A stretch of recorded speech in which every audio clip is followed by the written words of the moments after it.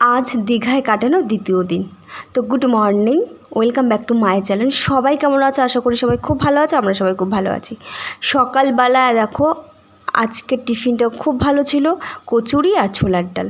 তো সকালবেলা কচুরি ছোলার ডাল খেয়ে আমরা এখন রেডি হব, যাব উদয়পুরে। তো চলো রেডি হয়ে নিই। খেয়ে একবারে রেডি হয়ে গেছি, এখন আমরা যাব উদয়পুর। তো উদয়পুর থেকে ঘুরে এসে যাব সমুদ্রে স্নান করতে। তো চলো তোমাদের সাথে পরে আবার দেখা। আমরা সবাই রেডি হয়ে বসে আছি, উদয়পুর যাব, কিন্তু ওইদিকে ঝামেলা হয়েছে, সেজন্য আর যাওয়াই হলো না।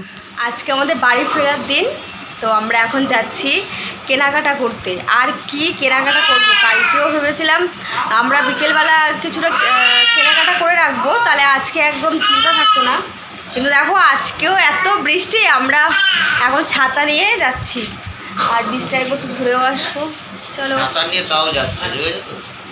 তা যাবো না, এই তো আজকেই চলে যাবো, আবার কবে আসবো না আসবো।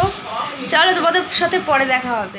এতটাই কপাল আমাদের খারাপ, আমরা ঘুরতে এসে ঠিক আছে সব ভালো, বাস ভালো, খাওয়া থাকা সবই ভালো ছিল, কোথাও ঠিক করে ঘুরতে পারলাম না, এই একটা আক্ষেপ থেকেই গেল। ফার্স্টের দিন আমরা ভাবলাম বিকেলবেলা ঘুরতে যাব, সেদিনকেও প্রচণ্ড বৃষ্টি হচ্ছিলো। পরের দিন আমরা দুপুরবেলা বলতে সকালে খাওয়া দাওয়া করে ভেবেছিলাম উদয়পুর যাব। তো উদয়পুর ওখানে সমস্যার জন্য আর যাওয়া হলো না। তো বিকেলবেলা ভাবলাম কিছু কেনাকাটা করে একটু বিচে বসবো, সেটাও হলো না, প্রচণ্ড বৃষ্টি হলো। যাই হোক, বাড়ির সামনে প্রায় চলে এসেছে। এটা হচ্ছে আমাদের হালিশহর স্টেশন। ওই দেখো ট্রেন আসছে।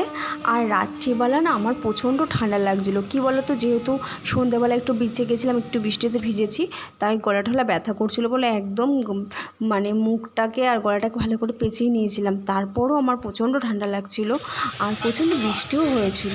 তো এই যে আমরা এখন সবাই টোটোতে উঠে গেছি, এই মাত্র আসলাম। তো জামাটা ছেড়ে নিই, চলো পরে আবার দেখা হবে তোমাদের সাথে। মেনু উচ্ছে ভাজা চাকচাক করে। তো আজকে যেহেতু সোয়া আছে, আমরা দিয়ে মটর ডাল, তাই তো ওটা শুভ। চলো সবাই ও আচ্ছা, এখানে সোয়াবিন আলু দিয়ে আর পটল দিয়ে তরকারি। চলো, মায়ের দিকে খাবার পাচ্ছে, আমরা সব ভূত হয়ে গেছি সমুদ্র জলে স্নান করে। টাটা।